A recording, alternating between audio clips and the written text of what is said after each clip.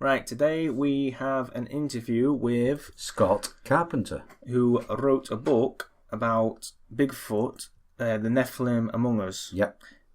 So we get into what he thinks Bigfoot is, and actually it's really interesting. It's very interesting. He is going to come back on a later date to talk about some of the more stranger aspects of his research, but we didn't have time to get into that today. It was just fascinating, right? Yeah. But before we get into Scott, we just wanted to do a quick recap on reviews. Yep. Right. These are the we've had some reviews from the UK. Thank you very much to Theme Park Films Podcast for your review. Much appreciated. Really good. Okay. Also to Davalina88. Thank you for your fantastic review. And also to iTouchpad iPhone owner. And also another tremendous review. Thank you very much. Indeed. And for those in the USA, we had a few reviews on there. One by NT Moore, Jess Hoot Tex, I think that is. Thank you very much. Soapy Madams, very good. And Podcast Enthusiast 00. They're all great reviews. There's two of them there. Jess Hootex saying she likes our accents. And I think Podcast Enthusiast also said that. So I'm also looking on that as well. Say they're quite very happy with us telling the stories. With the details, and I'm quite pleased with that. I'm quite. I'm glad our research is spot on. And I like an American accent, so yeah, I do. I love them. Thank you, Jennifer Edmondson Sweetie. Thank you very much, Jennifer, for your review there. Yeah, he's such a sweetie.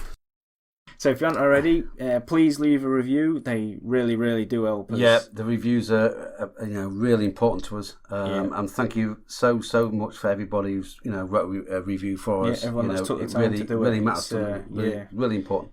So thank you for that. And, thank you very much. Obviously, the T-shirt competition is closing soon, September 1st. So if you haven't already, get your entries in. Just name the 6 countries you believe listen to the podcast the most. It's very close at the moment. We've had some great entries, actually. We have. Getting some. Somebody's going to get a really good T-shirt of their choice. Yeah, we've got a few to choose from. Yes, we have.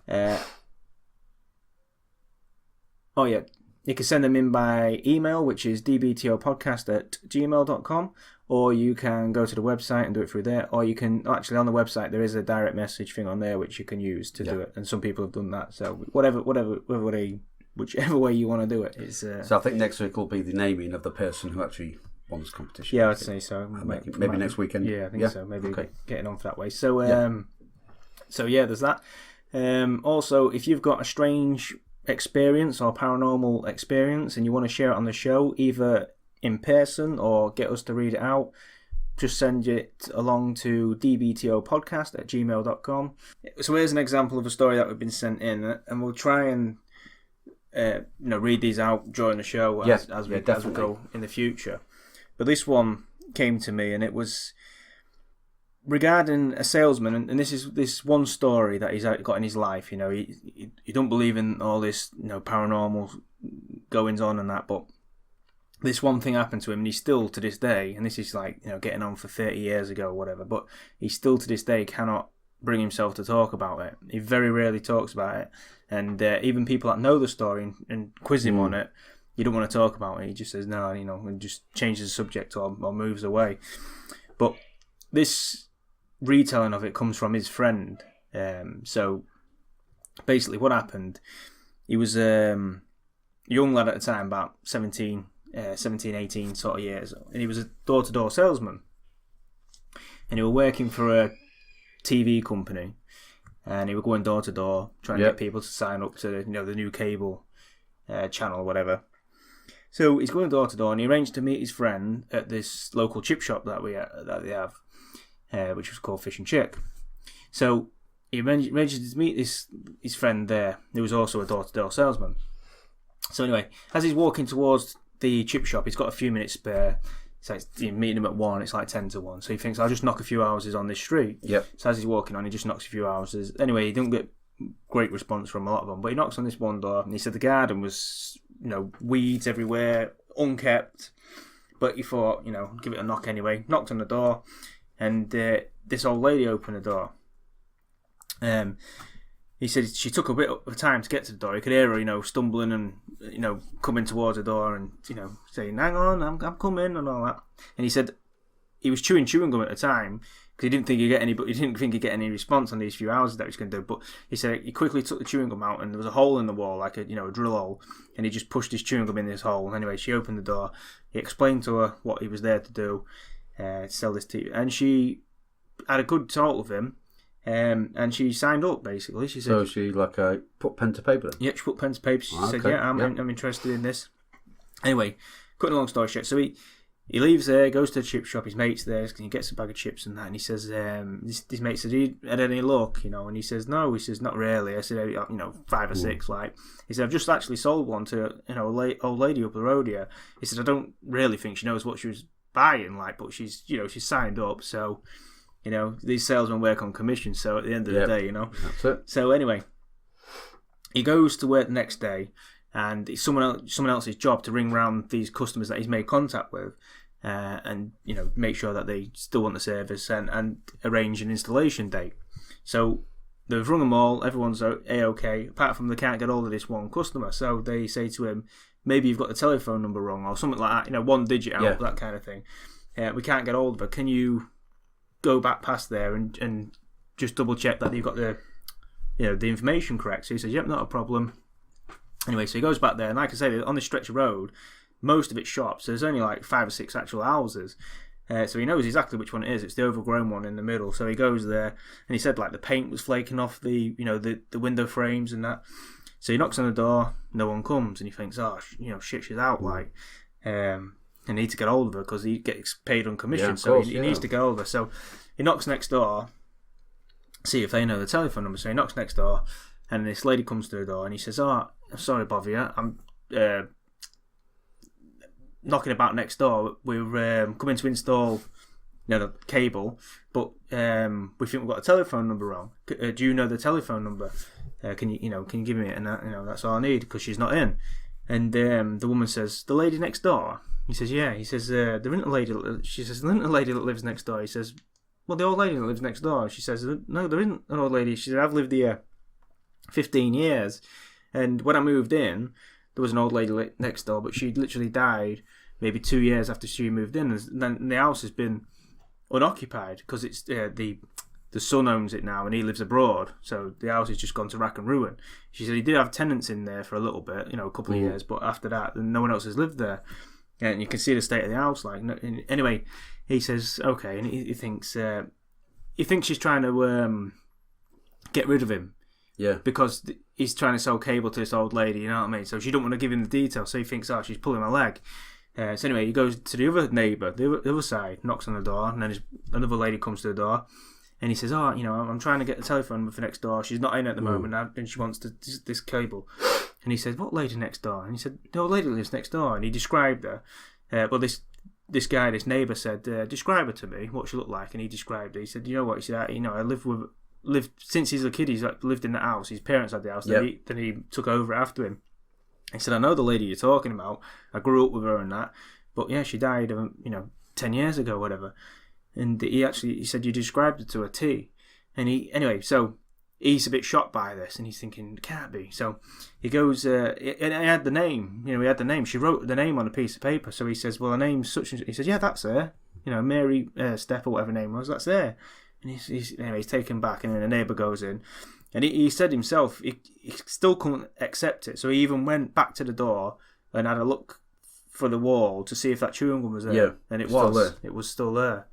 So he had to go back to the office and explain, the situation. I mean, that to me is quite fantastic, because even if you was a medium, you're psychic, you could actually see her.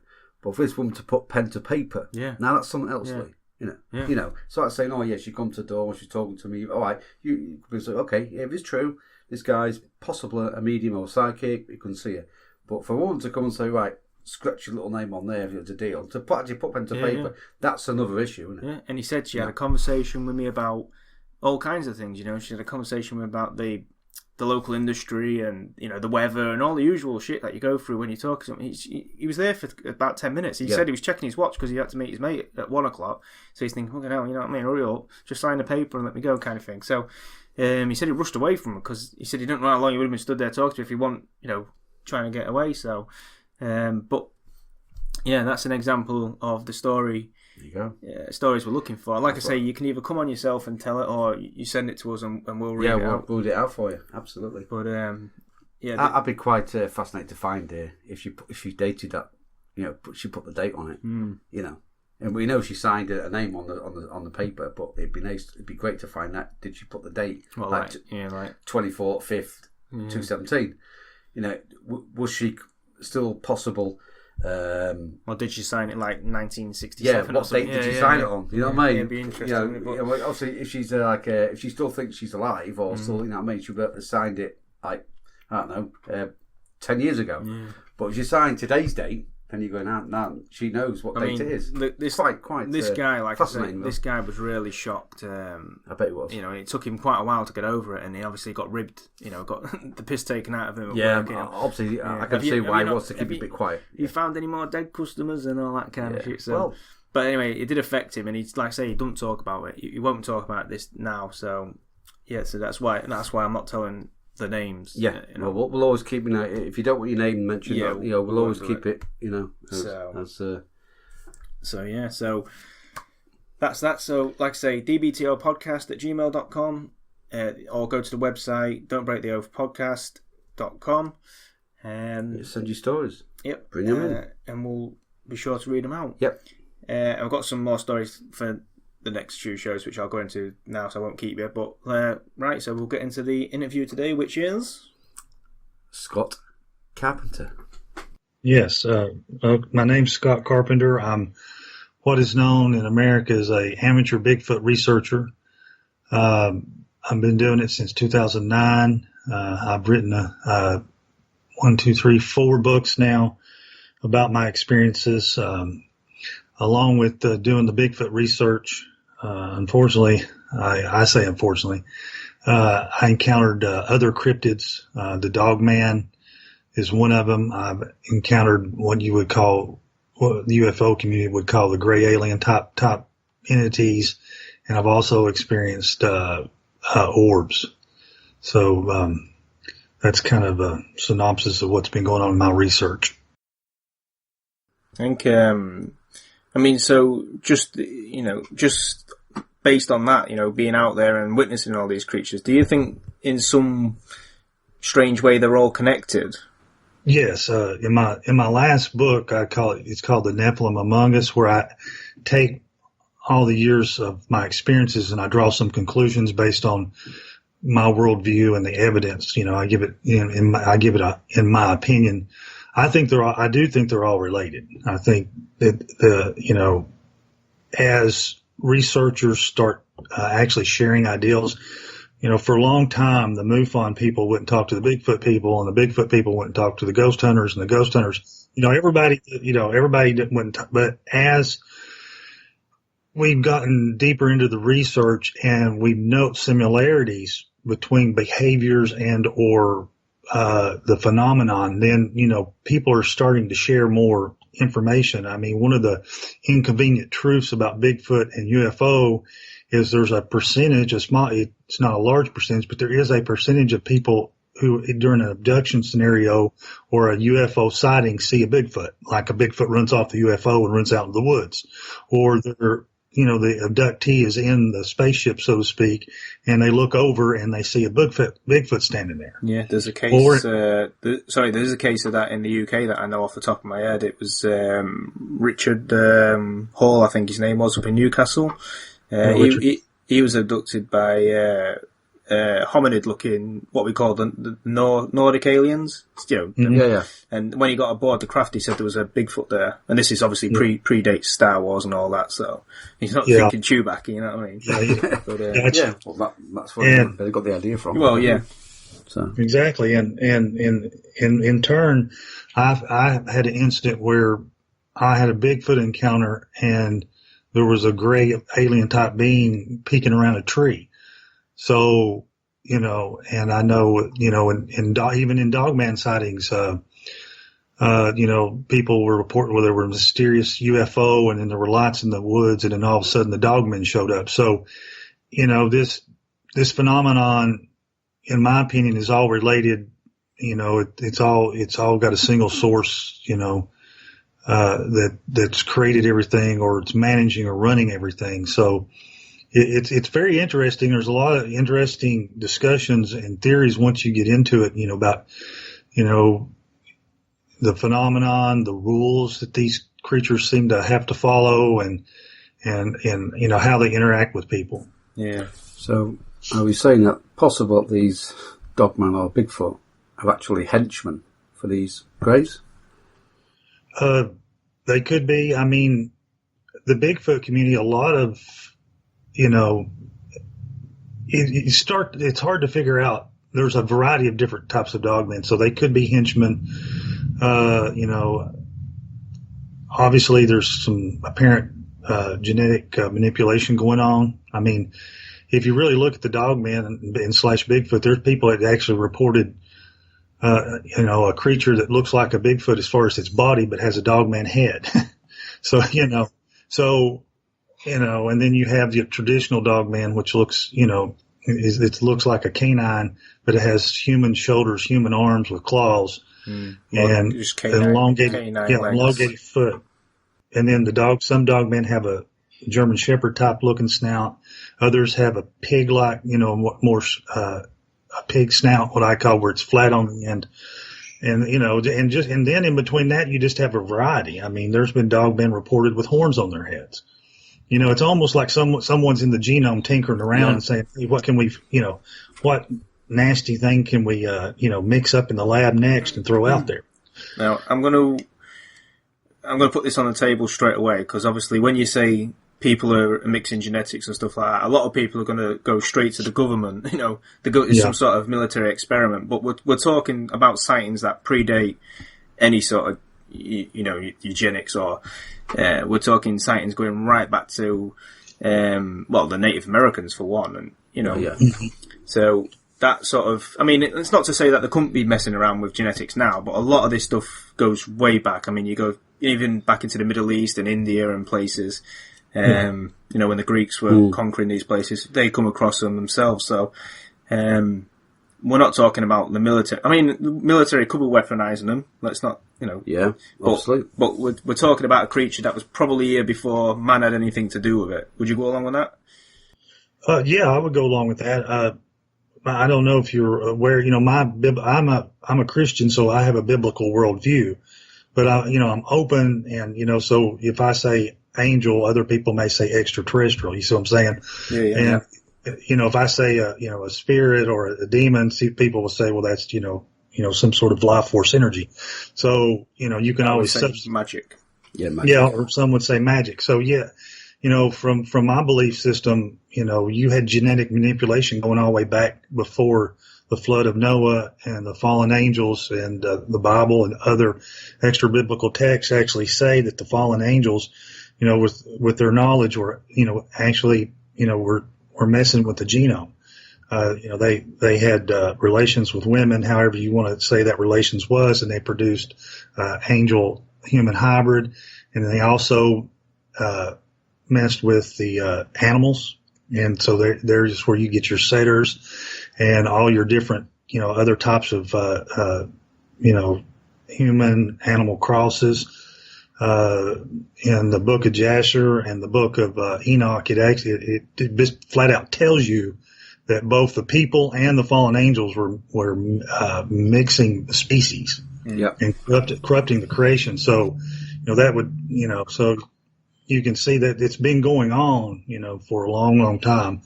And definitely, like you said, that's where you would get, back through history, the Greeks, the Romans, they would encounter these beings. Yep, absolutely. Yeah, well, I think, I've been studying Dogman now for only a while, and Bigfoot, but what I find very, very interesting, and it's nearly every single time, is that when these people are in the forest or woods or wherever they are, it seems to go dead quiet, bang, just nothing. When these creatures turn up, this effect. This kind of affect you where, even you can't hear any crickets. It just goes deathly silence every time these creatures turn up. Once they're gone, it comes back to life again. The woodlands or the forest, it comes back to life. Is that something you've experienced?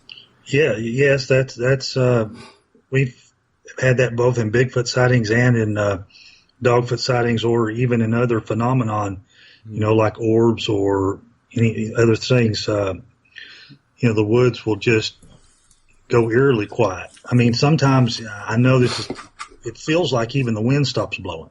Yeah. So, would you say that was more internal rather than external? I would say some of it's internal. I mean, I think the forest creatures, of course, know something's wrong, and so they stop everything they're doing. But as far as I would think your perception, if everything goes completely quiet in the woods, because you guys, have been out in the woods, everybody says, it's a quiet place. Well, actually the woods are quite loud. Yeah. I mean, there's always creatures stirring, there's insects, bird calls. So when it goes quiet, it's a eerie feeling. Mm. And so, that may be a perception, of the wind not blowing may be a perception. But I mean, even my research friend in North American Bigfoot Search, David Pilates, he had him and a friend out in California had a couple of instances where it got like that. I mean, no wind, no nothing. I mean, they literally sat down underneath a tree back to back because they didn't know what was coming next. It got so creepy. Mm. So, it's a phenomenon that, I've experienced. I've heard other people, tell me about. Okay, so should we get into some of your sightings then? Sure. You just tell me where you want to go, Will. All right. What was your first sighting of one of these strange creatures?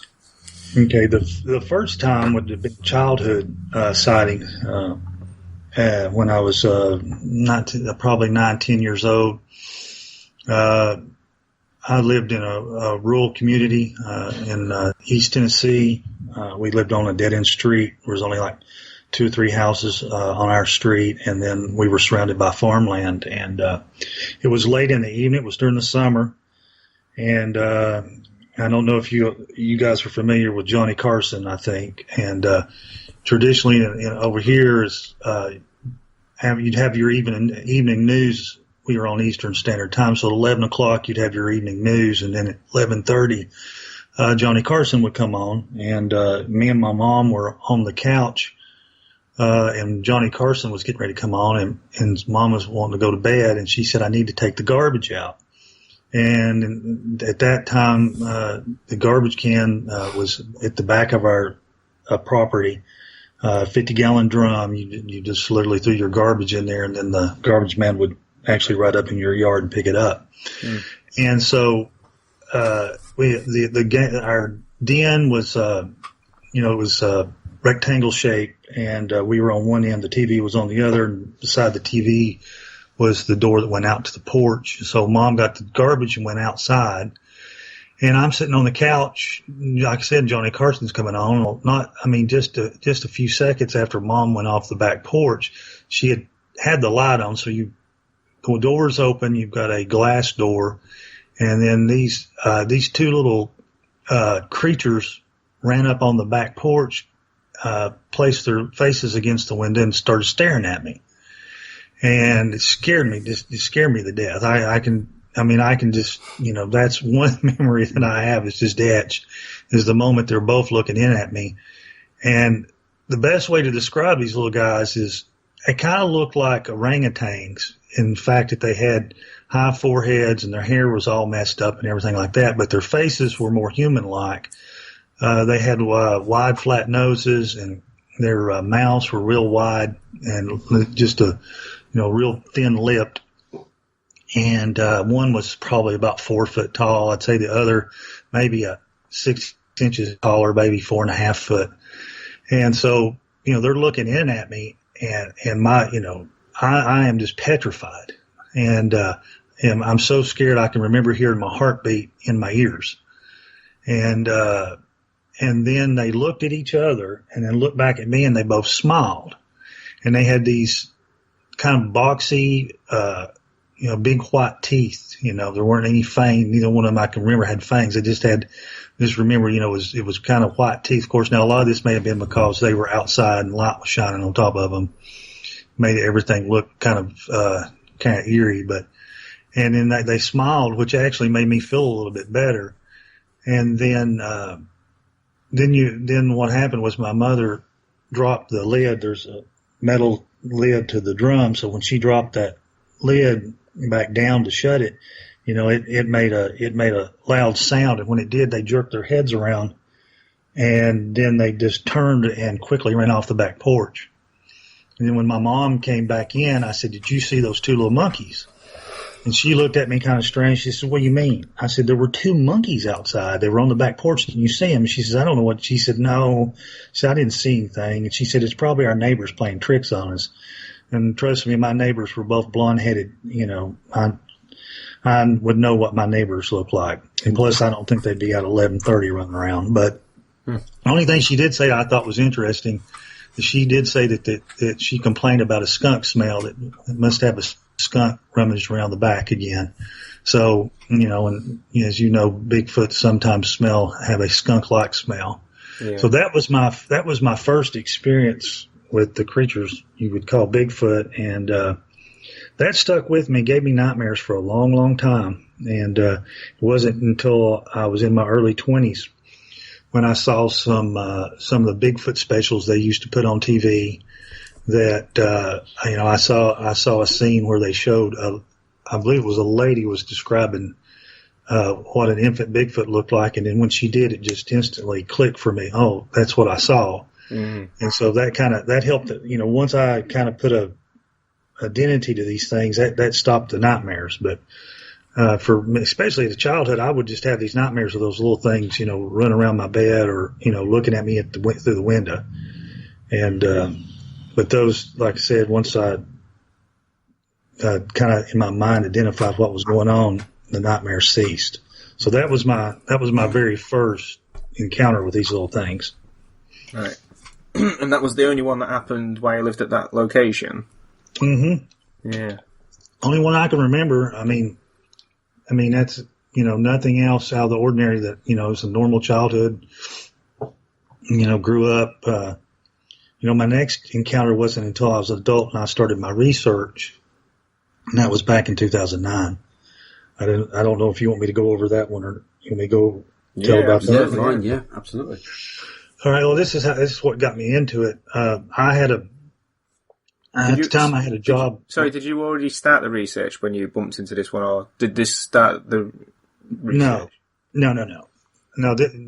The childhood experience didn't start the research. What about this new one? Yeah, the 2009 experience is what started the research. Okay, so you bumped into it before you started the research, is what I'm saying, or was you out researching and bumped into it?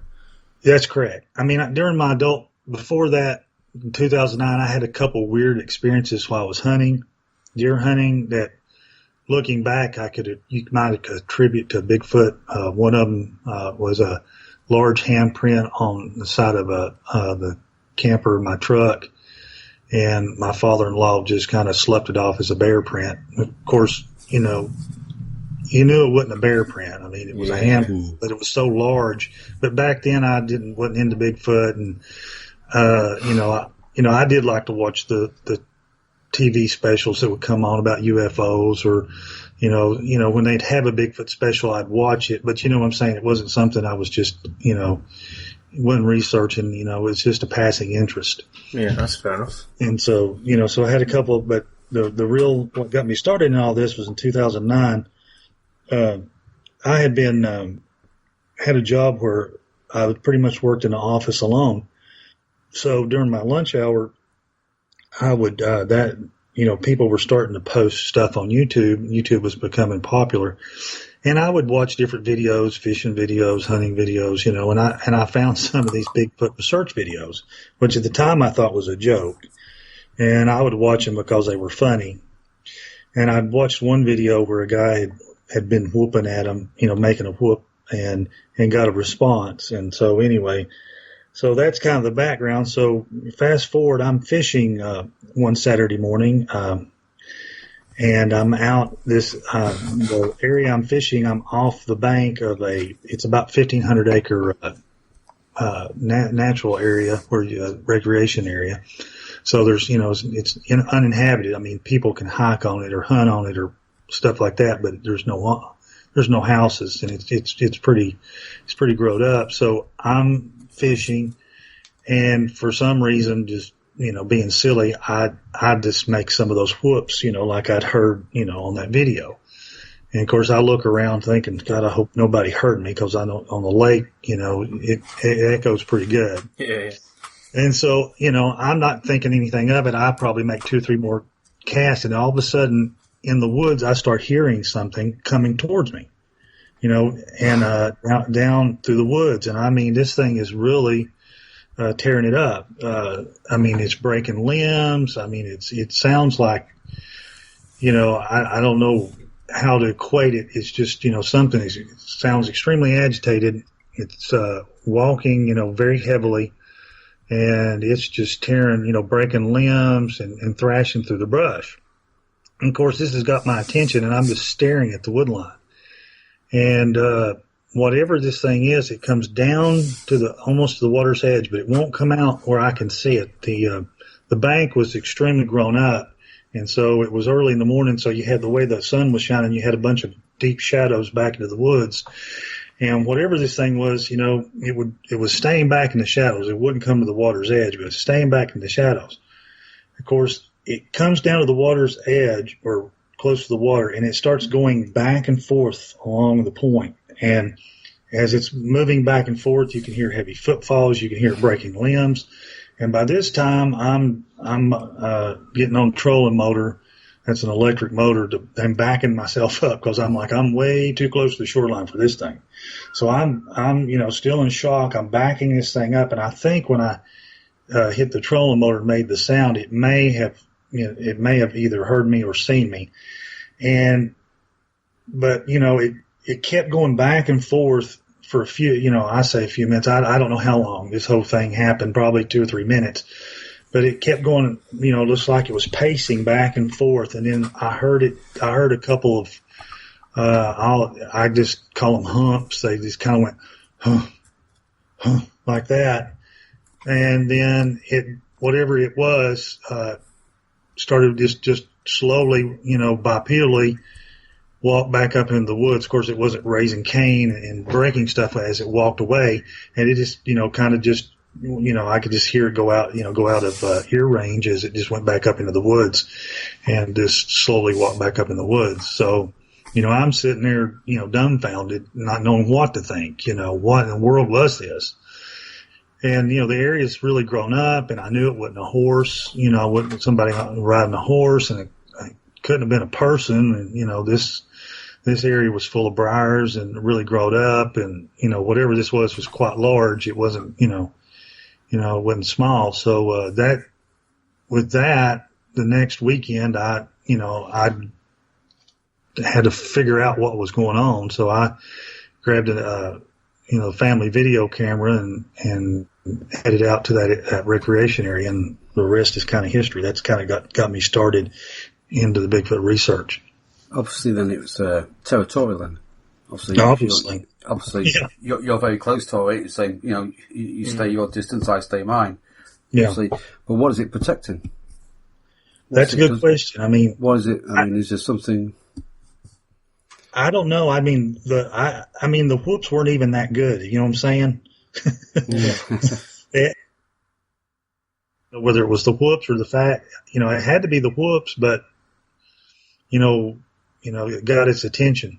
But I don't, that's good. Those are questions I can't answer. I don't know why my particular upset. I don't know. Obviously it was upset. Yeah, I mean, where do you stand on? Because I'm thinking that, like, looking at this research and all the rest of it, I'm sort of coming round to the way of thinking that these Bigfoots are almost tribes or clans of creatures rather than, individuals. But it's, it's rare that people see more than one at a time, and I guess I'm basing this on primate, what goes on with known primates. But we think more than that, don't we? Really? Yeah, so. But where do you stand on the line then? So if you've got primate at one end and then human at the other, where would you put the Bigfoot on that line? Would it be closer to the monkeys or closer to the humans? Because it almost feels to me like a tribe of Native American, lost Native American tribe, if you like. Mm-hmm. I believe, or that they're a human hybrid, and I base that on, I don't know if you're aware of this, but I was involved in the Sasquatch genome study with Dr. Ketchum. I had 11 samples in that study, and her study showed that the Bigfoot, the mitochondrial DNA, which comes from the mother, was human. The nuclear DNA, which comes from which would come from the father, was unknown, and so we have a human hybrid of some sort. And so that's why I don't know if that's why when everybody tests quote Bigfoot hair, it always comes back human, and then everybody, because most of the time when you have hair, the easiest DNA to get is the mitochondrial DNA. The nuclear DNA, you've got to have a higher quantity and quality to get that out.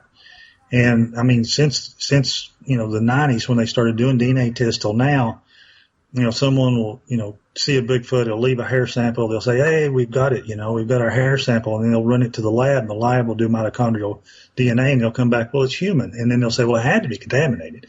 And of course it wasn't contaminated, it's just the fact that that's the genetic profile of a Bigfoot. The mitochondrial DNA is pretty much human. And so, that's what I see him at is a human hybrid. And I believe that's been, and there's been other studies recently, where they found Neanderthal with unknown nuclear DNA in it. So it's not unprecedented to have a species that they're finding mitochondrial DNA is human and nuclear DNA is unknown. Yeah, I think I saw a study just a few days ago which says that as Europeans almost we have unknown genetics in us as well. Obviously, we have the Neanderthal genetics, which when you go further, west, if you like, they don't. But we have an unknown one in there as well. So there's another hominid that we don't even recognise yet. That's within our genetics. So for this to work, then the Bigfoot has to be around before humans, doesn't it? For it to breed. So you're talking about like a population of what we'll say Bigfoots breeding with humans, and then we're getting the what we see now is the hybrids, yeah? Yeah, I think so. So do you think the original Bigfoots then, that mated with the humans, do you think they're still about around the world, and could they possibly be the giants? Well, they could be. I mean, that's my theory that the original Bigfoot are actually the giants. Yeah. And it's a crossbreeding type situation. Yeah. Mm. What do you think? I mean, because we're talking about possibly high intelligence here. What do you think makes them not? I don't think wary is the right word to use here. But what do you think makes them stand off from humans then? Well, that's the $1 billion question. Yeah. And that kind of goes back to it's a big picture sort of thing. When you do this research, you start to come to the realization there seems to be a set of rules. Literally, there is a set of rules. Mm. And they follow these rules for the most part. There are exceptions, of course, but for the most part, they follow these rules. And so you begin, and I've discussed it with other researchers, okay, number one, who came up with the rule and who enforces the rule? Yeah. And what happens when they break the rule? And because, you see that, in my book, I kind of list these rules, but, through my experience, I found the rules kind of go like this. You do not show yourself to a human male, period. Yep, unless the exception to that is unless it's, unless it's necessary to, for some reason, some emergency reason, but, in general, you don't. When you peek at a human being, you only peek with one eye. You always cover your face with something, whether it's your hand, a leaf, some way, in other words, where you never expose your entire face or your entire body to a human male.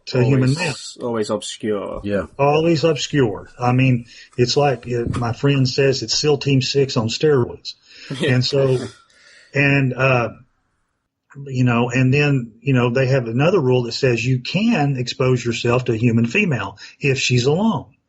You can actually do a full body. You can, that sort of thing. And the same thing with children. You can expose yourself a full body to children. And you can let your children play with children as long as they're supervised and only an adult female sees the children. I know you're thinking you're crazy, but I mean, through, looking at probably over 100 cases like this seems to be the rule. I've seen many cases where well, I'll let you finish your rules first. So that's that rule set. There seems to be that rule set about the female. And then the other thing is communications. You can only communicate with a human if you do it in a way that can't be identified. In other words, it has to be in a way that only you and the human you're communicating with know it's communications. Yeah.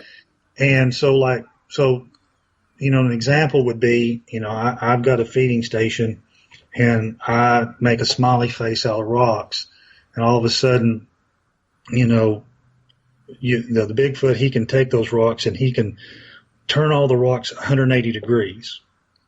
All right. That's something that I would know he did, but no one else would know. Absolutely, yeah. And so, but if I told you, hey, somebody just turned these rocks all 180 degrees, not just one, but every one of them, all 180 degrees, you'd look at me like, well, you're just whacked, you're an idiot. So, in other words, it's got to be in such a way that only you and the person or the Bigfoot and the person they're communicating with know there's communications. And I mean, they do that with me. The method they use with me is, I call it a signature. It's 3-in-1. During my research, no matter how many I would lay these rocks out, and they started making a 3-in-1 pattern. They put 3 rocks together and then, space another rock, away from it. And this just kept happening over and over again. Well, when they began to visit my house, guess what I started finding? Whether I put out candy bars or peanuts or coins or rocks. It was in 3-in-1. Yeah. It was the 3-in-1. So that's their signature to me. Anybody else would think I was a loon. Would you think that? I mean, the first thing that comes to mind when I hear that is that they're saying there's 3 of them and 1 of you. And that still could be that way, but I think they adapted that as their signature to me. I mean, I found that pattern probably earlier in the spring at my house. They don't visit hardly anymore, but I went outside. I was getting ready to mow, and I found 3 sticks or 4 sticks of equal length laid out in the backyard, perfectly aligned, and there was 3 together and one about 3 feet apart. So I really doubt that fell out of the tree that way. It broke the perfect length and then lined up. Have you measured the spacing between the rocks and see if there's a? Yeah, and it varies. It just so sometimes it just depends on the scale. If it's I was wondering if there was a mathematical code in there, but it's just more random than that. Spacing wise. Yeah, but I will say this: spatially wise, they seem to be very keen on specifics about spacing, like equal spacing, or like. Pretty sure I made them mad a couple of years ago, about 18 months ago, and they'll do another part of this communications is most of the time they'll do whatever they do twice, because one time's a coincidence, twice is probably not a coincidence. And if it happens 3 times, the old saying, once a coincidence, twice is what is it? It's once is random, twice is a coincidence, 3 times is enemy activity. That sort of, and so they'll do it twice. They won't do it the 3rd time, because if they do it the 3rd time, then it's obvious they've done it. Yeah. But I had I don't know. Well, I had a blackbird, a starling, and I went out in the morning, and I noticed this dead bird in my driveway, and it had been squeezed, and the guts popped out of it. and it was laying there, but it was laying in the center. I mean, exactly the center of my driveway. I measured it. My driveway's like 18 feet across, and it was right in the middle, 9 feet on the dot. Well, a couple of days later, I found another starling, guts squeezed out in exactly the same location. So, but that was it. That was the once and twice. And so, but very, very precise. There isn't really a lot of things that's going to go around and squeeze starlings, is there? I mean, the only thing I think is like some sort of constrictor snake or something. But usually they'll eat that, won't they? Yeah. They wouldn't be doing it just on the driveway, would they? No. So I mean, when that's like I said, I guess I'm kind of got off on a little rabbit trail, so to speak. But but that's the type of communication. So when I say there's rules, that's an example of. They'll do communications with me that I'll know, but no one else. And if anyone else saw that, it wouldn't be considered, communications. Do you think they're breaking the rules to do that?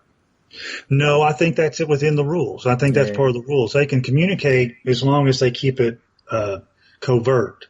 Okay. A lot of us have surmised it's almost. I don't know if you've ever read like a prisoner of war books. And how the prisoners have to communicate with each other. Sometimes it appears that the Bigfoot communicate with human beings as if they are being watched by somebody that doesn't want them to communicate. That's the feeling I get. That's why I asked you that question, whether they are breaking the rules by doing this. Like you say, because they only do it twice, 3 times, and then it looks a bit. Then the person who's watching them would almost say, "Hang on a minute, there's something going on here," kind of thing. Yeah. And so that, exactly. But I find it interesting that they can show themselves to women. I mean, David Pilates had found that 98% of all full-time or full daytime body, in other words, a Bigfoot steps out and shows its entire body, is a woman. Very rarely is a man. Now, it has happened. There's about 2%. I know of a man that actually had a Bigfoot step out in the trail in front of him. I actually know of 2. But here, my theory is that's the exception to the rule. You can show yourself to a man if you're protecting your family. So let's say somebody comes down the trail and it's a Bigfoot male, and he's got his wife and like 3 children with him. And they're kind of stuck out in the open. So in order to distract the human being, the male's, of course, is going to step out in the open. Yeah. Of course, a human being is going to freak out and stare at the male. Yeah. So while he's, getting the attention of the human being, his family's, skedaddling behind him, is getting out. And then, of course, when his family is out of harm's way, so to speak, then he'll, to me, that explains why people say, I don't understand it. It just stood out in the trail and stared at me for 2 or 3 seconds, and then it disappeared. Yeah. Well, probably more than likely. Yeah, more than likely. Sort of deception going on. Yeah. A bit of diversion here. Yeah. I mean, that's what I've come to. I think that's probably what's happening. And so if you ever have that experience and you're a man, you better turn around. There's probably something sneaking up behind you. Yeah. So, the other thing that was one of your rules there, where they can show themselves to females. I've had many cases where activity will start as soon as the man leaves the house. Say the man is a, long distance lorry driver or something like that. He'll go away for a few days, and as soon as he goes away, the Bigfoot are slapping the house, and you know what I mean? It's like, yes, yeah, and that's a regular occurrence in a lot of these cases. So there is something, whether it's the male energy they don't like, or I don't know whether some sort of, because it might just be primitive mating ritual type stuff going on, might it? When he's sort of left the domain, it's like, well, she's obviously, because they don't know he's coming back potentially, did it? Yeah. Well, I think they know he's coming back. I think that's where we make our mistake, is we make the assumption that they're basic primates. And I'm just going to be honest with you. I've found they're extremely intelligent, and I've come to the conclusion that they know everything we know and more. They're aware of us. They're aware of our technology. They're pretty much aware of everything. I'm sorry, Scott, about this. That's right. All right, baby. Go on then, be good. Okay, come on then. I don't need to sleep. I need to show. That's right. Go on. Bye. Alright, bugger. Sorry about that, Scott. Yeah, the children just gone to bed. Oh, okay. Well, yeah, you're 6 hours ahead of me, I guess, aren't you? Yeah, it's 7 o'clock here now, so. Yeah. 5 hours. Yeah, I was stationed in Germany when I was younger, so we had to deal with the time difference there. Yeah. But where were we? About the intelligence. Yeah, intelligence. Yeah. I've come to that. I mean, and I know that upsets a lot of people to hear that, but I mean, just based on my experiences along with them, from if you put some piece of technology in the woods, they instantly know it's there and they know how to avoid it, or they mess with it, but they know how to avoid it instantly. It's no ifs, ands, or buts. I mean, I've been involved with, trying to do it myself, putting game cameras up. I've the Olympic project out in the Olympic Peninsula. I know people in that project very well, and they went to great lengths to camouflage their cameras. I mean, they would literally build a stump, build a rock, out of materials to make it, and that it would look just like a rock or just like a stump. Yet they would get, didn't get anything. But, there was plenty of Bigfoot sign in the area. So I've come to the conclusion that they pretty much know about our technology. I mean, they know when you drive up into the parking lot. They, I think they're very, I've had experiences. They understand English and they react accordingly. And so, when you start to change your mindset to realize you're dealing with you're dealing with a human being or some sort of human being, or intelligence that, is as smart as you are, if not smarter. It is, if you're going to continue to research and do things, and some of the stuff they do, then it starts making sense.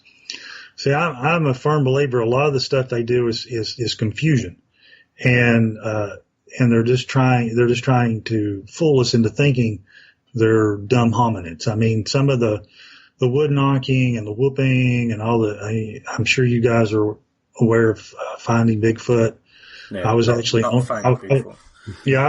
that show way back, in one of the earlier episodes.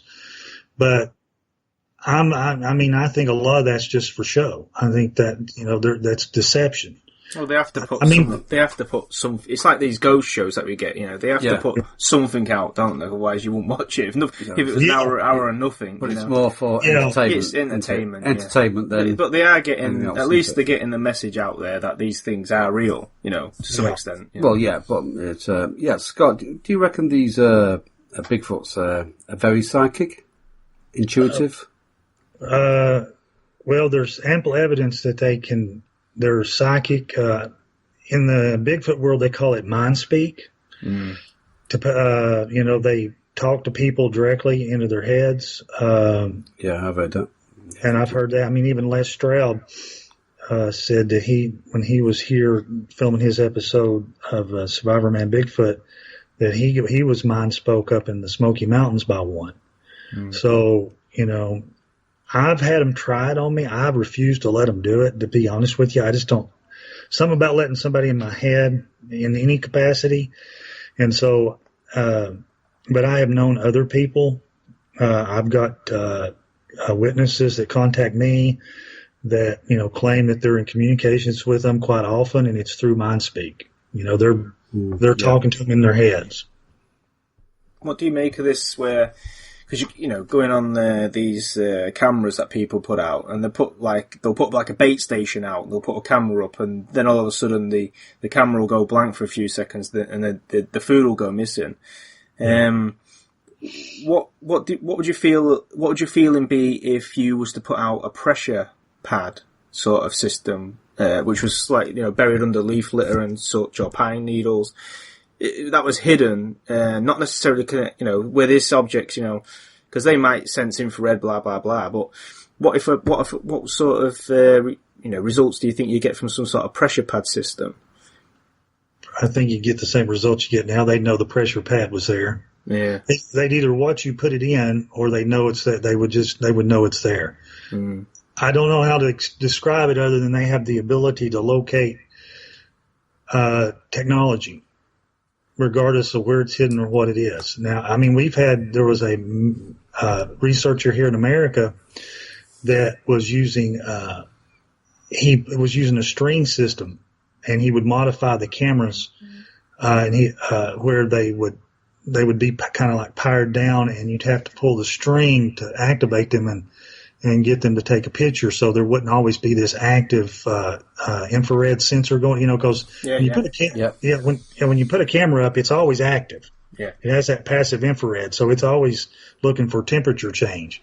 So the theory was they can sense that and or see it.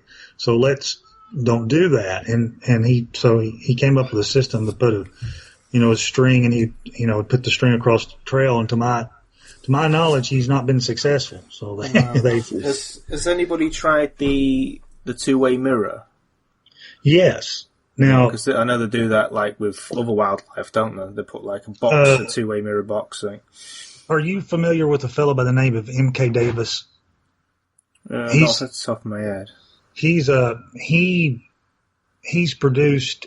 He's retired now, and he worked for NASA. He did their photography. In other words, they would take pictures of nebula and other things like that. And his job was to clean that stuff up. Clean it up, make it pretty. To be published. Take all the stuff out. He's been big. He's a Bigfoot researcher, but his specialty is photograph enhancement. He did the Patty film. I don't know if you've seen the GIF of the Patty film, where it walks across. He was responsible. He actually went to Patterson's wife and painstakingly took the original film and then did slides off that original film. So he has the original slides from one of the early copies of that film. And so he's produced stuff like that, and he's I just lost my train of thought. It just went right off the rails. What were we talking about? Mirrors. Mirrors. Okay, there is a ranch in Texas, and it's the people that used to own this ranch their name was Sells, Sells, and they've been having Bigfoot encounters since the early '80s. And it was like one of the very first, what they call habitation sites. And they were literally feeding these things and having many, many experiences with them. But during the time that they were doing it, really all you had available was VHS recorders. And I don't know if you remember the old VHS recorders. Yeah, I remember them. But what they would do is that's what they found, that they couldn't get them to come in front of the camera. So what they would do is set up a large mirror. And so they'd go get these large, carnival mirrors and set them up, and then they'd point the camera into the mirror. And then, and MK, and they basically, when the husband passed away, the wife sent MK boxes and boxes of VHS tapes, some of them unwatched, where they'd recorded them. So he's been going through and watching these videos and digitizing them. And he has several pretty good videos of Bigfoot. They're in the distance. Yeah, you've seen them. I don't know if you've seen the one of Whitey where he sticks his face right in the camera. No, I don't think I've seen that one. I've seen the one where they're fighting. Yeah, the one where they're fighting, and then what they call Paul Tall, the one that's probably 20 foot tall, shows up. That would be scary to see that one. Absolutely. But they've got video recordings of. They've got audio recordings of them chanting and talking, and doing all kinds of crazy stuff. Some of the stories, they would steal chickens and kill the chickens, and they chase cattle.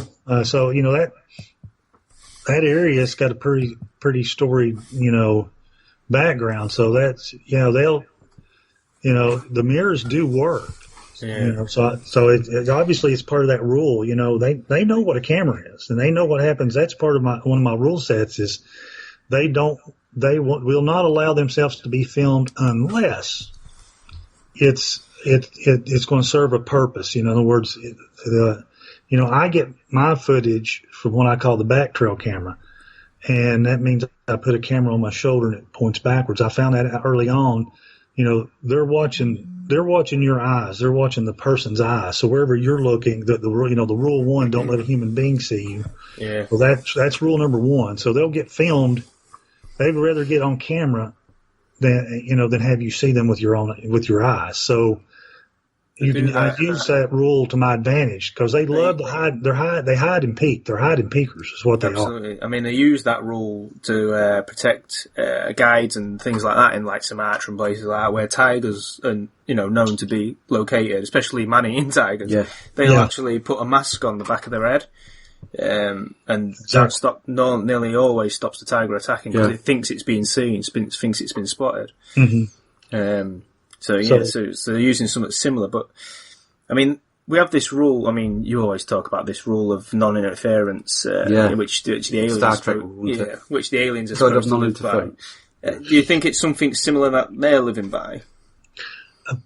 It could be. I mean, I take it from the biblical standpoint, but if you take it from the extraterrestrial standpoint, it could be a non-interference rule, or I personally think eventually there's going to be disclosure. Okay. I think, you've heard that if you're in the cryptid, the UFO people really think disclosure is coming. Yeah. And they think disclosure is going to tie a lot of this up all in one big, pretty little package. But until disclosure is ready, it's time for disclosure. They're trying to keep themselves hidden. And, we were talking about how Bigfoot kind of, goes over into the UFO, which goes over into the supernatural stuff, the ghost hunters, and that, the UFO thing and the Bigfoot seem to be very similar in some of the stuff that they do. Mm. These rules that I'm telling you, you can find a UFO person from MUFON, and they can tell you that some of these rules are adhered to by the aliens. Mm. Yeah. Very, some of this similar. So, but I think, I think the rules right now are because it's not time for them to be revealed. Yeah. And I know that's kind of cryptic. You're thinking, what do you mean? Well, I believe there's coming a time in history when the devil and his plans are all going to be revealed. It's in the Bible. And so, it's not time yet. So they have to follow these rules, because, doesn't want, they don't want it to be public knowledge. Yeah, but you can get down and say UFO wise, the extraterrestrials don't want it to be public knowledge yet. It could be something just as simple as they have, because it seems silly to us to say this, but they could have religious beliefs themselves where this is part of their religion that they're not allowed to. But then on one hand, you've got the Bigfoot who kind of keep away from people, well, most of the time. And then you've got the Dogman, who actually comes out because he doesn't give two hoots either way. Either he'll come out and he doesn't give two hoots whether you've seen or not. So where do you stand on the Dogman situation then? Well, the Dogman seemed to be a little different. I mean, they still hide, but not like the Bigfoot do. Yeah. But let me say this about the Dogman. I captured the first time I ever encountered it. It was a back trail camera situation where it was right behind me, and didn't realize it was behind me. And then I was stupid enough to go back into the woods a week later. David, my friend, said, "Oh man, if we could get the hair from a Dogman and get the DNA out of it." So like an idiot, I go back in there with hot dogs and tape, and I have an encounter and see one and actually look, have an eye to eye with it. And it was totally different. I've had eye to eye experience with the Bigfoot, but when I had eye to eye with the Dogman, it was totally different. There was no, for a lack of a better word, there was no soul there. This thing looked through me like I wasn't even there. There was no, I couldn't, it was the weirdest feeling and the creepiest feeling because I actually felt nothing. It's like it didn't care that I was there. It could, cut my head off or let me walk away, and it's like it didn't matter to this thing. In other words, it just didn't seem like there was anything in those eyes. It was the deadest, coldest look I've ever seen in my life. I don't know how else to describe it. It's hard to, So would you say like a serial killer, this lack of empathy, this frontal cortex? Just totally didn't care whether I existed or not. Yeah. And still intelligence there, of course, with this. There was intelligence there, but as far as the look, the eyes, like when I looked at the Bigfoot, it was like looking at another person. Okay. And, when you make eye contact with another person, there's information exchanged, whatever it is, there's a recognition, it recognizes you, you recognize them. There's an acknowledgement, there might, whatever other communications there could be. And when I looked at a Bigfoot, I kind of got that, there was recognition. I recognized it. It recognized me, that sort of thing. When I looked at this Dogman, there was none of that. It was like almost looking, you've looked at like a mannequin or something like that where it had its eyes, but there's no life in those eyes. That's exactly what I got when I was looking at this thing. Just totally different. I mean, that's how I'd expect. If I know it's hypothetical, but if we came across a dinosaur that had just had its fill of a meal, I'd expect that to have the same sort of thing. It'd just walk past you. It wouldn't even nonchalantly just walk past you. It wouldn't even care because it's had its fill. It's had its meal. It's not interested. I think if you get one and it's hungry, I think that could be a different situation. I agree. Yeah. Bigfoot again. If they are intelligent, which we know they are. Yeah. Why do they not use fire? Well, let me say I can answer that two ways. How do we know they don't use fire? People say they don't, but they still may. Now, if you go back in my research 200-300 years ago, the Native Americans considered them a tribe of people, and they dealt with them. They traded with them. Of course, they had issues with them, but they were another tribe of people. And back then, they made fire, and it was reported. And it seems like when the white Europeans showed up, us evil white Europeans from Europe showed up in America, that seems to be when they stopped using fire, at least during the daytime. It seems like that's when they stopped using fire during the day. So I think they can use fire. I think it's just they don't. Almost they don't want to give themselves away. Like the Viet Cong and joint Vietnam, same thing. We had one guy who lived in a treehouse for 40 years, didn't he? Because he thought the war was still on in Vietnam. Yeah. You remember? Yeah. So, he managed to survive. No one knew he was there. He didn't use fire and stuff, but he managed to. Well, I think he did at night, actually. Yeah, I think he did. You can use fire at night, or if you live in a cave, you can if you know where your cave vents, you can definitely use fire in the cave. And that was one of the things I was going to ask you actually about the living situation. Where do these creatures live, in your opinion? In my opinion, I think it's a combination of both caves and just in the woods in general. I think people have this misconception that we've explored everything and that there's no wilderness that no one's, put foot on. But I live 25 minutes from the Great Smoky Mountains National Park, 500,000 acres or more of land. And I'm here to tell you, if you get off a trail and walk a quarter mile, you're out in it. I mean, let's just be honest. If I didn't have to come back if I was self-sustaining and I didn't have family or any ties to come back to civilization, I guarantee you I could walk out in those woods and you never, ever, ever see me again. And so, to say, well, how do they keep themselves hidden? It's pretty darn easy. It's not, if no one's looking for you, then how hard is it to stay hidden? And so from that standpoint, you can live both, in makeshift shelters. And then of course you can live in caves and wherever else. I don't think it's as difficult as we think it is, because we think like, you've got to have shelter and food and you have to have all these things, but you've got to remember, they were born in it. Okay. They were, they're acclimated to the cold. I mean, there are tribes in South America that don't have any clothes on yet they can survive below freezing weather. Yeah. And so, I mean, there was a time when we was hunted, you know, and going back to caveman times and all the rest of it. I think history. So I know you got your views, but I believe history is most of history's lie. It doesn't. It's all made up, most of it. But I don't disagree with you there. But yeah, I mean, it's.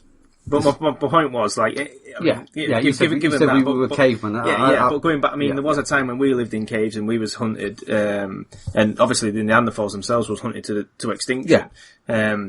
But we managed to keep ourselves, because we adapt. Yeah, you know, we've got the intelligence to adapt to our surroundings. Out of the way, didn't we? So so we've proved it's possible. That's what I'm saying. Yeah. To do that. And then obviously you've got many war situations which we could go through where people have done this themselves. They've hidden. But getting onto that though, I mean, we have expert trackers now and all this. Do you think these things? Because I've heard reports that the military have captured a few, killed a few, whatever. Mm-hmm. But do you think it's possible for humans to track these creatures, or do you think? I mean, yeah, I think it's possible? I do think it's possible, but I think given their intelligence, they know how to, stop. They know how to avoid. Mm. They know, but I've seen many. We've heard of trackers, dogs. Of course, problem with dogs is once they smell a Bigfoot, they don't want to track anymore because they're like, no, we're not tracking this thing. But I've heard of the times that people have tracked them, most of the situations go into. They track them for 3 or 4 miles, and then, either it goes in, either hits water or, and I personally think they take to the trees. Mm. And then once they take to the trees, that's it, So they're very difficult to track that way. Could you track them? I think so.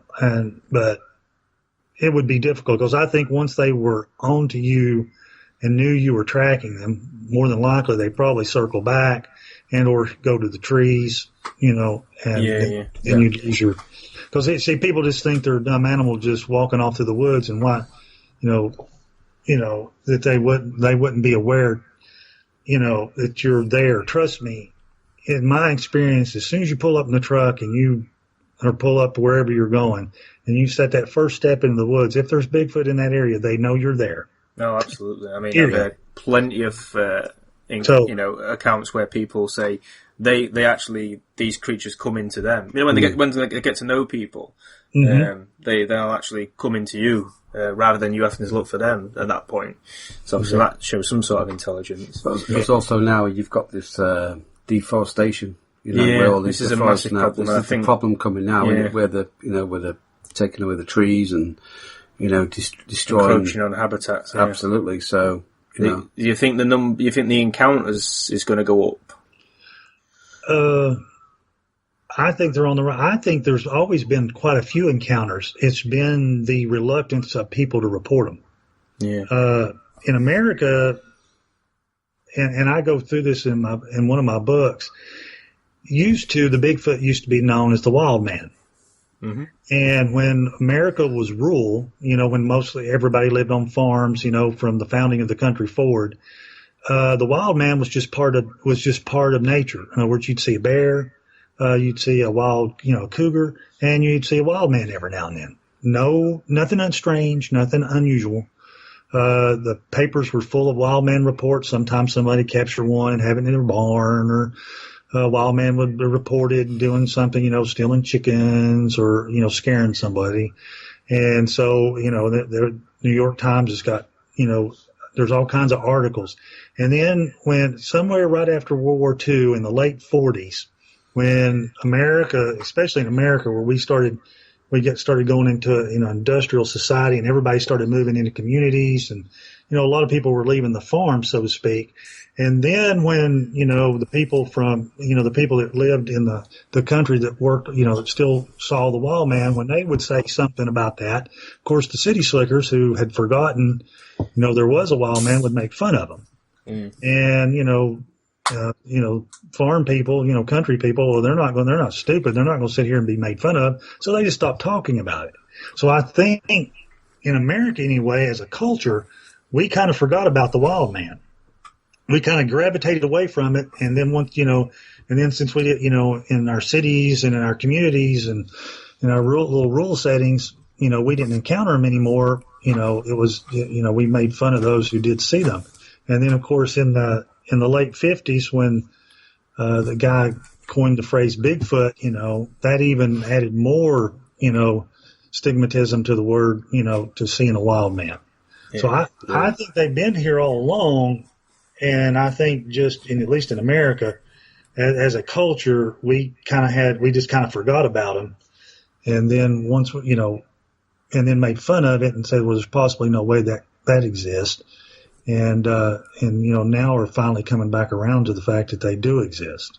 If that makes any sense. Yeah, absolutely. I mean, obviously this is a phenomenon across the globe, really. I mean, it's not just isolated to America. Obviously we get Bigfoot reports pretty much everywhere. Yeah. Obviously not so much in Europe, but I mean, yeah, I'd say, not necessarily Europe, but everywhere else. But then the Neanderthal was, made extinct in Europe. So, it's no big surprise that Bigfoot maybe did the same thing here with, Anyway, so with this being all over the world, and the fact that these creatures never seem to come to, any harm, I don't know if it's just because of where they live, but they never seem to get run over or. Well, there was a few cases that have been, but then there's hit by cars, but then they just get up and run off, so, especially with the Dogman. Why do you think? Do you think a body's never been brought in, or do you think it has?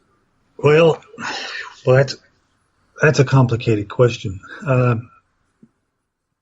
To set a foundation, I think we talked about this earlier in the discussion. I think the Bigfoot are descendants of the giants. Mm. And in America, there are thousands of newspaper accounts of giants being found, okay? Now, the Smithsonian covers that up as soon as they possibly can. It's all hush-hushed. Yep. But, I mean, I think I personally, in my research, I found at least 1,000 news articles, from all the way up through the 1930s of large giants, 9, 10, 11, 12 foot tall being found. Now, a lot of, they claim that they're just giant Indians, and a lot of the artifacts have been repatriated. But number one, when people say, where are the Bigfoot bones? I say, well, there's plenty of them. They're the giant bones. Okay. Number one. I think that's worldwide. Patagonia, there's giants. Yep. They literally find giants all over the world. Right. They still see them today in Alaska, Solomon Islands, all over the world. Yeah, I mean, you got the giant of Kandahar in that situation where the special forces killed one. So, I guess first of all, you say, where are the bones? I think we find the bones quite often. It's just at the current time. They're I don't know if you want to call it a conspiracy or whatever, there's a move to suppress this information. Well, if that conspiracy is in place, then, because obviously a lot of people think it is, but the issue is that it would have to be a global conspiracy, wouldn't it? Well, I would say it's an establishment conspiracy. I mean, and this is Scott's theory, this is my theory, but here's what I think a lot of what's going on. You've got scientism and those who believe that, man just happened to poof here by chance. And the Darwinist, you've got the neo-Darwinist and you've got the Christians, and they're in this epic battle. Well, the problem the Darwinists have is, as science gets more advanced, it's obvious that Darwinism is dying. Evolution's dying. The problem is they don't have another theory to put forth. So they're going, anything that is outside that dichotomy, they have to squash it. So if you have giants, that flies in the face of evolution, and it leads credence to the fact that the Bible is true, because the Bible said there were giants in the land in those days and there afterwards. So that's one of your problems. So you got these giants, these artifacts that pop up where man was a lot more advanced, in ancient times, and where you had giants in ancient times, we've got to squelch that. I mean, I've heard eyewitnesses that have seen scientists that are Darwinists literally destroy artifacts on purpose. Okay, and it hasn't got anything to do with science. It's all about a belief system. But your problem is that's dying now. But I think, as far as the establishment and the community, the scientific community, whether it's in England, whether it's in South America, whether it's in the Far East, there's still all of that mindset. And so they're kind of in this, we've got to protect our belief system mode. Now, I think Dawkins actually kind of dropped a hint, in a TV special I watched about where he actually said that it was about intelligent design and how they're squashing anything with intelligent design. If you even mention the word, they literally destroy your career. So much for open discussion. But it was in Ben Stiller's special. But Dawkins actually said, well, there is evidence of intelligent design in DNA and the cell and life, but it's not God. He actually put forth the fact that he thought the ancient alien theory, which, this planet was seeded, and our DNA was manipulated by, extraterrestrials. So I think that's what you're going to see replacing the evolution, because, science is starting to prove evolution is just, is a bunch of garbage. It didn't happen. And so now they've got to have a replacement for that. And I think the replacement for that is we were seeded here by extraterrestrials. Do you mean evolution regarding humans or across the field? Because I think across the field. I mean, there is, there's natural selection going on all the time. Yeah. But you're not, you're not having, one species morph into another. And they still haven't found, they're having trouble finding, they never have found their missing links. And you never have anything spontaneously just changing into something else. You don't have a frog all of a sudden popping, feathers out and flying off. And it's not in the fossil record either. And like I said, and then sometimes and they're also having trouble with the fossil record itself, and sometimes what they call these ancient anomalies where, they'll be digging in a site that things are supposed to be billions of years old, and all of a sudden they'll find a technology that's not supposed to be there. Oh, yeah. And, I mean, there's case after case. It's suppressed, but this sort of thing, if you look, a Google search, and you can start finding what they call it out-of-place artifacts, So, they in a coal mine where there's nothing supposed to be nothing but dinosaur bones, they find a chisel and a hammer. Or they find a human skeleton, or they find human footprints with dinosaur footprints. And of course, their smart thing, well, there must have been a dinosaur that had a foot that looked like a human. And don't think so. But that's what I'm saying. So I think, you say worldwide conspiracy. I think it's more of it's a consensus, not a conspiracy. Where it's like-minded. Like-minded people with like beliefs can kind of all move towards the same direction, and they don't have to have a meeting in a smoke-filled room to do it. You know what I'm saying? Oh, yeah.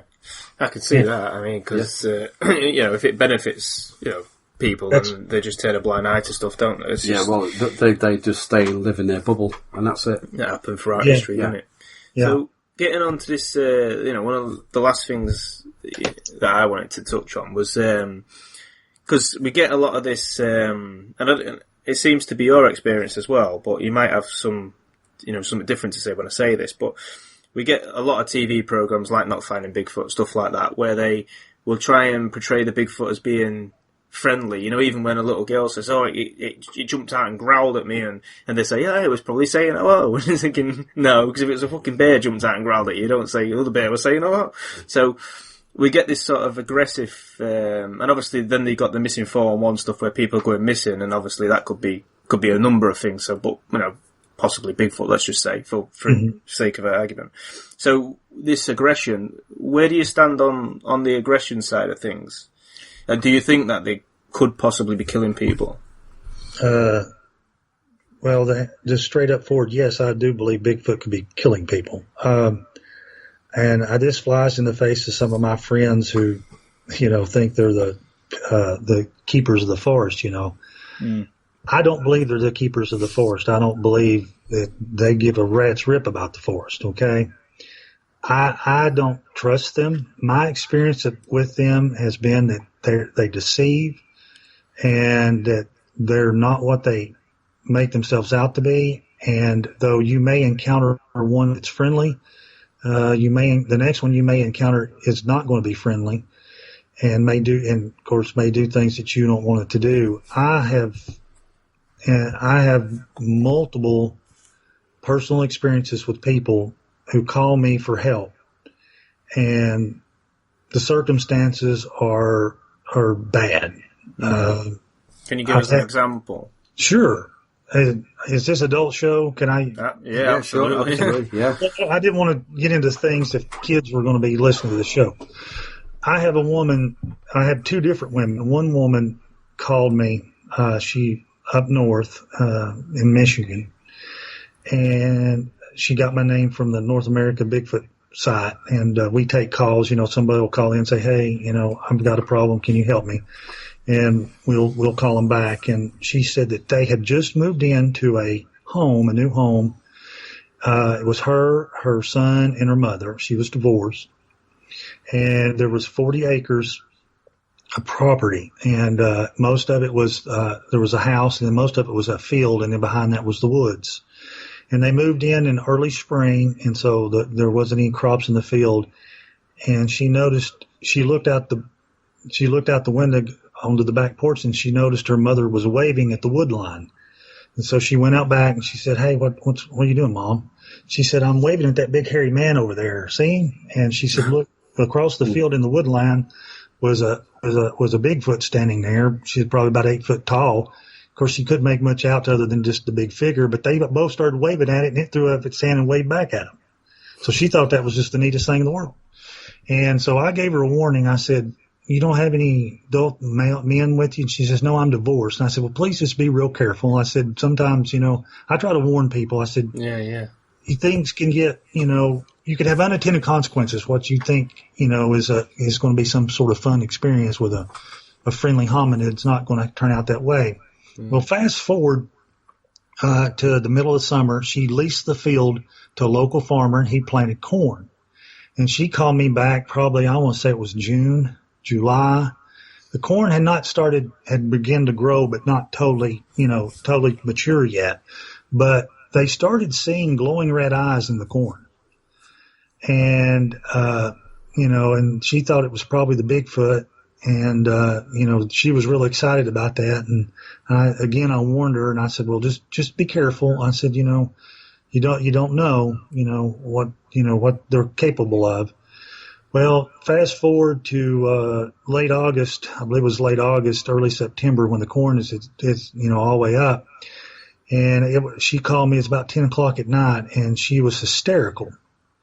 And I calmed her down. I said, "What's wrong? What's going on?" And she said, "You just won't believe it." She said, "I want them gone." She said, "I want them gone." I said, "What's going on?" She says, "Well," she said, we had a late evening, and I just finished washing the dishes. And she said, "I heard my wind chime just continuously, tingling, making noise." Yeah. And there wasn't no wind. She said, "Not much wind, no storms coming."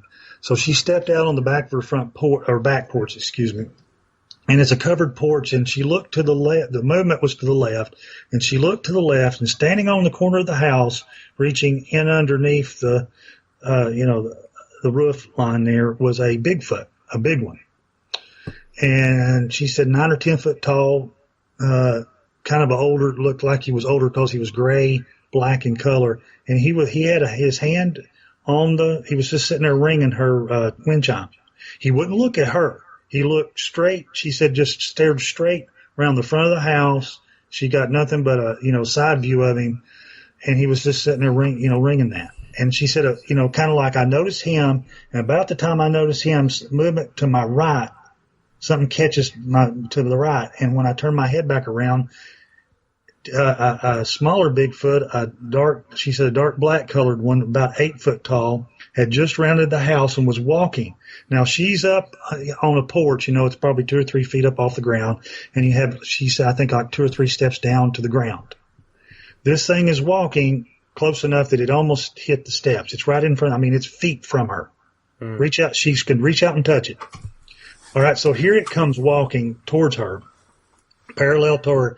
It doesn't look at her. Again, it just stares blankly straight ahead. But it's walking. And she said, as it's walking, it's apparent this thing has a full erection on. Okay. And it pretty much is parading in front of her with this erection.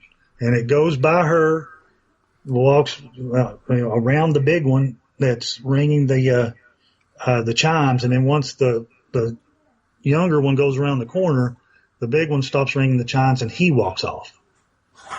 And she was mortified. I mean, I don't know if you've ever talked to someone who's scared and hysterical, but it took me a while to calm her down.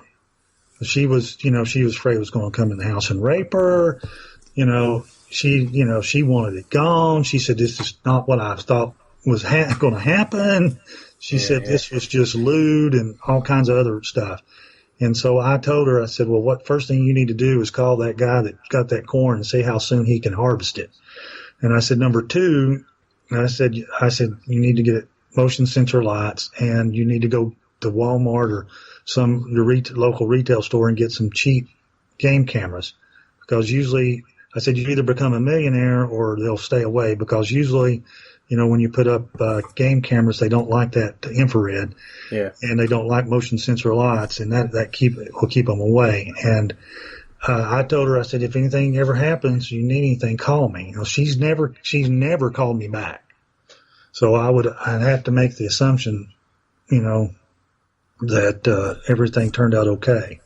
But that's just one case where, these aggressive things of a sexual nature have happened to women. Yeah. Well, that's what I was talking about before, Rats about as humans, really. As soon as the male's out of the way, they think... Yeah, they can move in. They just see the next woman as another mating situation. Yeah. And I don't know whether maybe it's just because we're just similar to them.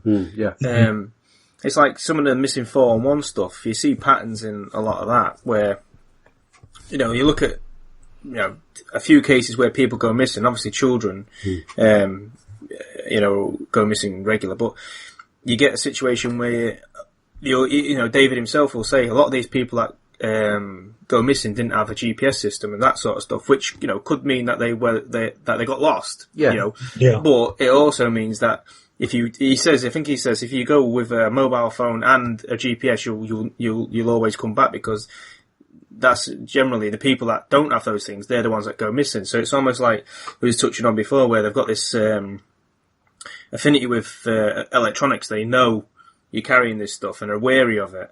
I think more so than a gun. I think to some extent. Well, just with Dogman, because what I've researched is that these guns don't really have any effect on the Dogman anyway. Yeah. So the other thing before I go on to that is a lot of these people that go missing have got very rarely they go missing where they've got a full beard, facial hair, or long hair. It almost makes me think that the Bigfoot sees them as another Bigfoot rather than a human. Don't know, I've never heard of that. Yeah, because you see a lot of these cases where if you look at the pictures of these people that go missing, it's very rare you'll come across someone that's got a beard, full facial hair, or long hair. So that makes me wonder. Yeah. Again, I don't know if that's something you've come across, but it just seems. And I wonder if those people with beards and long hair have more success in the field when they're researching this stuff. So that was one thing. But what was the other thing I was going to touch on? I forgot what it is now. You were just asking me if I thought they were dangerous, and I believe you should treat the Bigfoot like you would a wild animal, like a bear or a mountain lion. You should be aware of them. If you encounter one, you should leave the area immediately. I think that's how, because you just don't know. I mean, that's the bottom line. I personally think, I don't go, in my research now, I don't go seeking them out. I've kind of crossed the threshold where they know me now, and I think I've got the rules where I've allowed them to kind of follow me around, but I don't actively I don't gift them. I don't pay them any homage. I don't put I just, I go out and I take my camera with me and I'm kind of bait, so to speak, but I don't actively research them and seek them out. I think that, for lack of a better word, I personally believe if you're actively seeking them out and wanting to, encourage an encounter, more than likely, you're going to have some sort of encounter with them. Mm-hmm. Then, whether it's a sense they have that you're doing this or whatever, that will, eventually happen. And then you can start this, string of unintended consequences that you may or may not want to happen. Yeah. But, I don't encourage people. I mean, I've seen the bad side of it, and I don't encourage people I don't think this is an activity you should take your children on, into the woods going big. I just Absolutely. Don't. No. You wouldn't take your children to go and look for bears, would you? No. So, yeah. I think, so I guess to wrap it up then, I mean, a lot of people are starting to form the opinion now that, again, we had a chap on a couple of weeks ago, Paul Sinclair, who goes looking for the Dogman in the UK. And he's come to the opinion almost now, with the things he's seen and stuff that's happened, that these creatures are not just flesh and blood anymore. He almost gives them sort of like a supernatural quality because there's some of the strange things that have happened. Mm-hmm. So on that spectrum then, so flesh and blood to supernatural, where do you place them, or do you think there's two different types that we're looking at here? Because you hear about the cloaking and that kind of stuff, don't you? Yeah, and I'm aware. Yeah. I mean, I've experienced the cloaking and have videos of what appears to be cloaking. I think that they are, and when we use the word supernatural, I think sometimes that's a misnomer. They have abilities we don't comprehend or understand how to use. Okay? And from my point of view, being a Christian in the Bible, angels sometimes would do some of the stuff that Bigfoot do, as far as. Well, angels themselves are sort of interdimensional, aren't they? That's right. That's right. We had Gary Wayne on who talked a bit about the Genesis 6 conspiracy. Yeah. And he was of the same opinion that the Nephilim are the same. They can almost move between the realms, if you like. So I just wanted to get your opinion on that. Yeah, I'm in that same train of thought of the Genesis 6 conspiracy. There are two realms. There's the realm we live in, the realm, the spiritual, the angels. And so you got to remember, in my worldview, the fallen angels mated with women, and they had a hybrid. Yeah. So though it's not fully angelic, it's still, genetically, it still has some of the abilities. And so I think you see that with the Bigfoot, and I think depending on how diluted their genome is how prevalent those abilities are. In other words, in the area I live in, it appears from both their appearance and their abilities that they've intermingled with, pure humans, for so long. Some of these, not all, but some of these abilities are no longer there or diluted. But in other ways, like the cloaking, they can do that. Interdimensional. I mean, I've got more than one story where, the footprints go out into an open field and disappear. There's the portal issue where people have seen open portals and things coming in and out of those portals. And of course, that would be, if a Bigfoot is supernatural and does have angelic DNA, then he can survive in that other realm. In other words, he can go back between the two, and where I don't think a human being could go into the other realm and survive. But I think possibly the Bigfoot, or some of them, not all of them, but some of them still retain that ability to do that, to go interdimensional, so to speak. And that would, because when you're doing Bigfoot research, like me, you start off and think they're a bipedal ape. And then, about, 2 or 3 years into it, I realized they're more than a bipedal ape. Then I they're a human hybrid, and a very intelligent human hybrid. But then, the weird stuff, the supernatural stuff starts happening. The cloaking will happen to you. The mind speak starts happening. The orbs show up with them. They follow you home and they locate you 30 miles away from, where you're researching, and how do they get in your backyard? And, it makes no sense. There's, you're in a rural area. There's roads, and, how are they getting here? How do they find me? And so, I think anyone who's done this for a long time that's willing to admit it, it always goes towards the supernatural. It just does. I mean, that's where it leads you. And then you've got those hard questions to answer. Some people just want to ignore it and just move on and act like it doesn't happen, while other people actually research it and delve into it. I chose to try to figure out why. That's why I went where I went. I was trying to figure it out. I wasn't just going to say, well, since I don't understand it, I'm just going to ignore it. But I think some people do that. But I lean towards that they are supernatural. I think that what we're seeing in this genetic, like the Dogman, I think the Dogman are a genetic hybrid, probably fallen angel DNA with who knows what they mixed with it, probably, canine DNA, etc. So there's some sort of, hybrid like that. I mean, we haven't even touched on, we've got reports, we do Bigfoot research, but people call us reports of satyrs, the goat men. Yeah, we've had reports of, people seeing those sort of things. So we've is that in like an isolated area, or is that? This guy was in Colorado, and then we had another guy in Oklahoma. So how did he describe that? Well, he said that basically it had a goat, and kind of instead of a dog man like it had a goat's head with horns, and had a human torso, but it had the lower body was kind of like a goat's lower body, and it had hooves. Yeah. Well, I mean, it sounds crazy to say, but I've run across that description.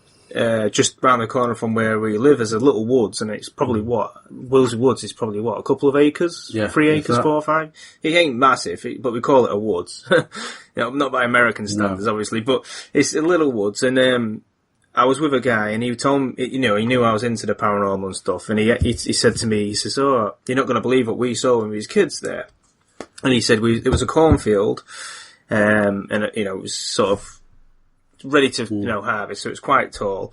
And he said this thing stood up above the corn, and he said it had almost like he described it more of like a rabbit's face, like a snout. I'm presuming red eyes, but he said it had horns on its head, or maybe mini antlers.